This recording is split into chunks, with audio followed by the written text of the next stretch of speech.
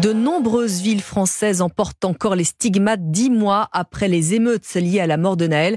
De premières réponses sont attendues aujourd'hui. Oui, c'est ce matin qu'est organisée la reconstitution des événements ayant précédé la mort de l'adolescent de 17 ans le 27 juin dernier à Nanterre dans les Hauts-de-Seine.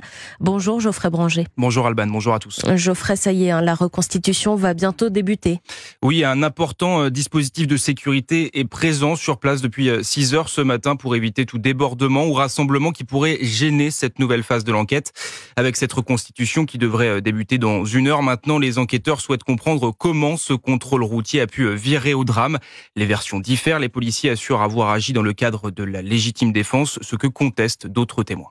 Ce qu'on sait également, Geoffrey, pour cette reconstitution, c'est que le policier, celui qui est mis en cause, auteur du tir, sera présent tout à l'heure. Oui, Florian M, mis en examen pour homicide volontaire. Il tentera de justifier sa version selon laquelle Nahel, au volant de sa Mercedes jaune, a mis en danger la vie des policiers, ce qui justifierait l'utilisation de son arme. Le mis en cause sera cagoulé pour que personne ne le reconnaisse. Il aurait, selon son avocat, déjà reçu de nombreuses menaces de mort. Et d'autres personnes seront présentes ce matin autour de lui. Oui, ses collègues, les témoins qui étaient dans la voiture de Nahel et ceux qui étaient près du lieu du crime seront également présents. Ce sera la première fois que toutes les parties seront confrontées à leur déposition sur place.